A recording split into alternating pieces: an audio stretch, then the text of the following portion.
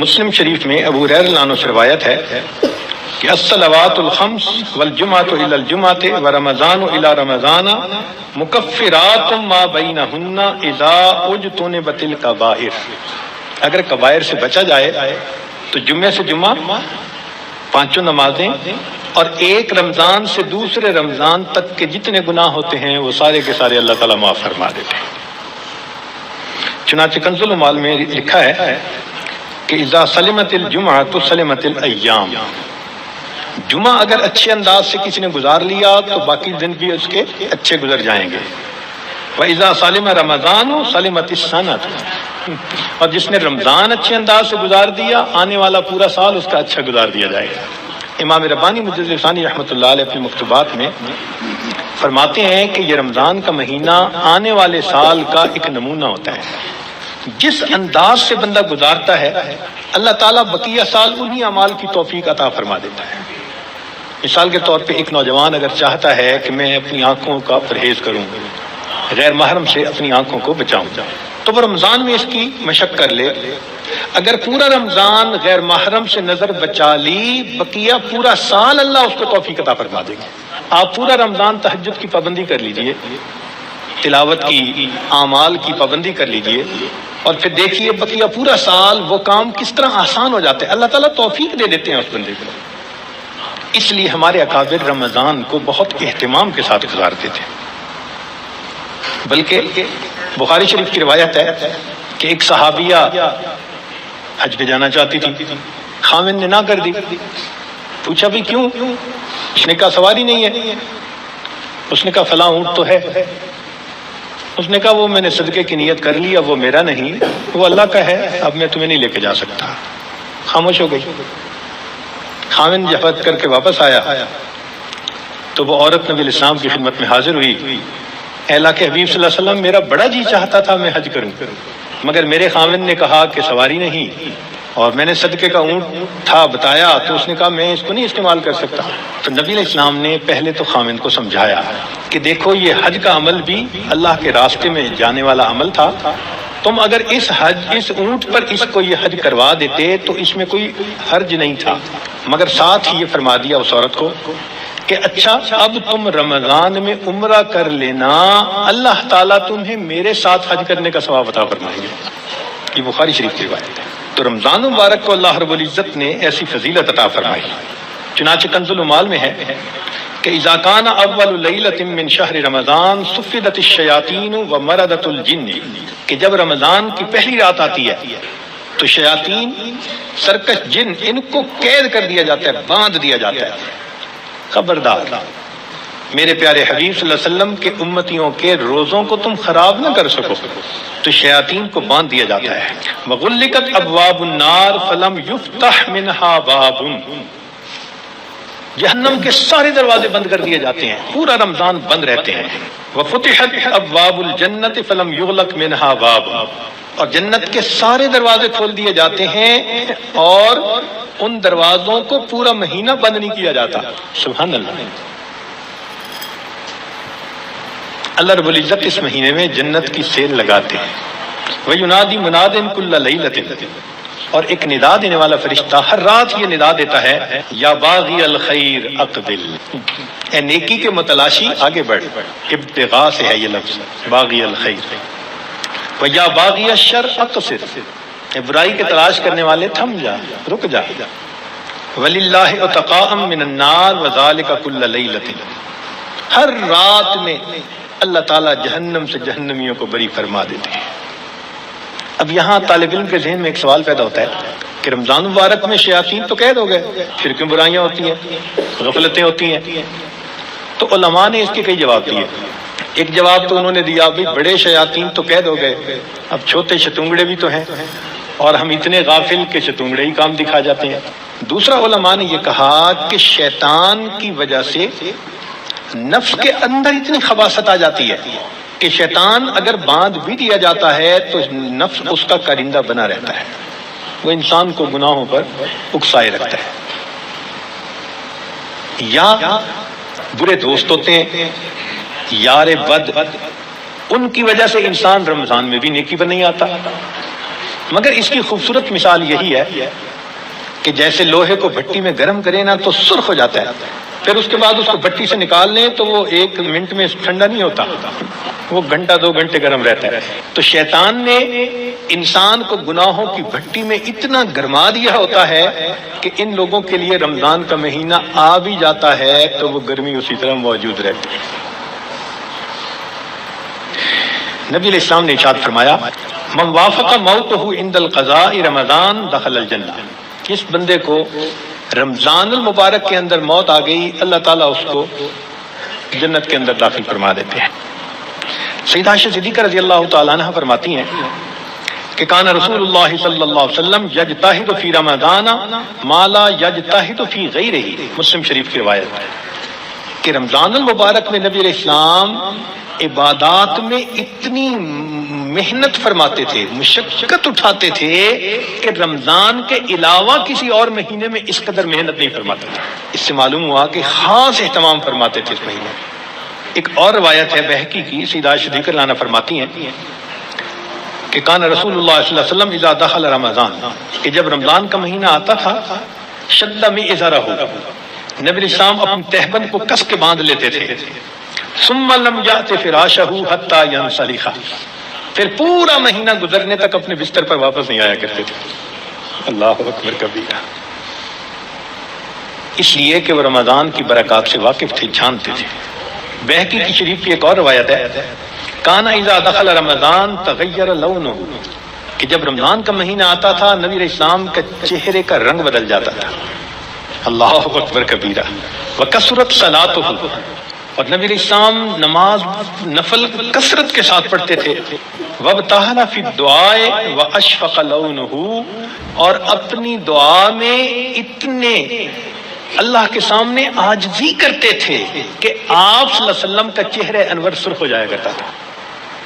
اللہ اکبر۔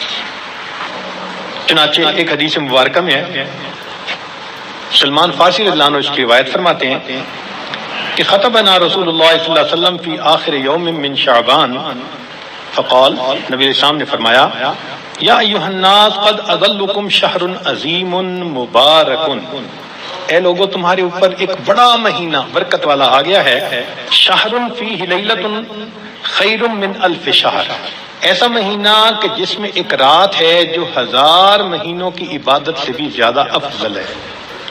شہر جعل اللہ صیامہ فریضہ، ایک ایسا مہینہ جس کے روزے کو اللہ رب العزت نے فرض فرمایا، وقیام لیلہ تطوعا، اور رات کے قیام کو اللہ نے اپنے قرب کا ذریعہ بنایا۔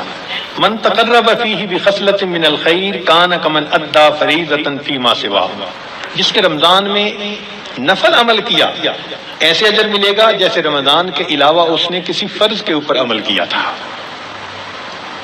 ومن ادی فریضۃ فیہ کمن کان کمن ادی 70 فریضۃ فیما سواہ، جس نے ایک فرض پر عمل کیا اس کو 70 فرض جو غیر رمضان میں ہوتے ہیں اس کے برابر اجر عطا کیا جاتا ہے۔ یہاں سے معلوم ہوا کہ اللہ رب العزت رمضان مبارک میں انسان کے اعمال کا ریٹ 70 گنا بڑھا دیتے ہیں، ملٹیپلائی، سبحان اللہ۔ ایک ایک عمل کو دنیا ریٹ انکریز کرتی ہے تو 10% اور 20%، 10واں حصہ 20واں حصہ، اللہ تعالیٰ ریٹ بڑھاتے ہیں تو کیا 70 گنا، 70 سے ضرب دے دی، اس لیے کہ وہ شہنشاہ حقیقی ہے، وہ اپنے بندوں کو اتنا اجر دینا چاہتا ہے کہ ان کے گناہوں کی ظلمتیں ختم ہو جائیں۔ تو ایسے وقت میں ہمیں بھی چاہیے کہ ہم اپنے اعمال اللہ رب العزت کے حضور پیش کریں۔ چنانچہ نبی علیہ السلام نے ارشاد فرمایا هو شہر الصبر والصبر ثوابہ الجنہ، یہ صبر کا مہینہ ہے اور صبر کا بدلہ جنت ہے۔ وہ شہر المواسات، غمخاری کا مہینہ، سبحان اللہ۔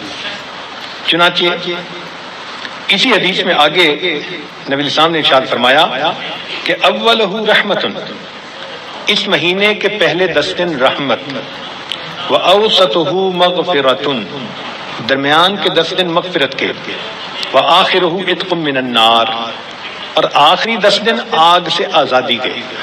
وہ کیسے؟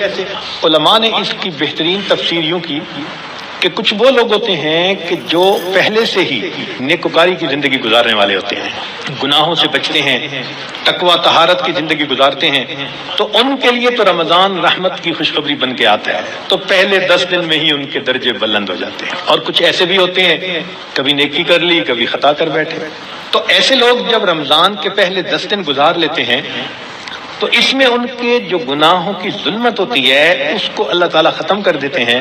چنانچہ اوسطہ مغفرۃ، ان کے لیے درمیانی 10 دن مغفرت کا پیغام بن جاتے ہیں۔ اور کچھ بہت زیادہ غفلت میں رہنے والے، اگر 10 دن سے ان کا کام نہیں بنا تو 20 دن سے ان کا کام بن جاتا ہے۔ چنانچہ جب 20 دن کی برکتیں ان کے دل کو دھو دیتی ہیں تو آخرہ عتق من النار، آخری عشرہ ان کے لیے بھی آگ سے آزادی کا عشرہ بن جاتا ہے۔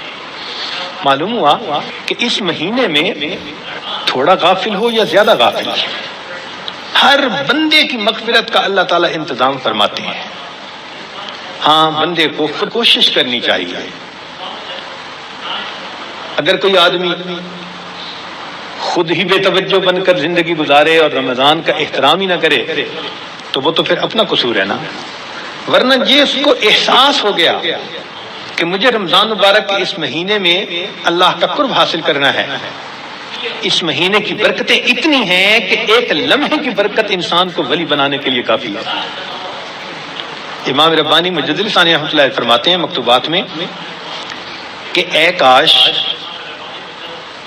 پورے سال کی برکتوں کو رمضان المبارک کی برکتوں کے ساتھ وہ نسبت ہوتی جو ایک دریا کو سمندر کے ساتھ ہوتی ہے، مگر وہ بھی نہیں ہے۔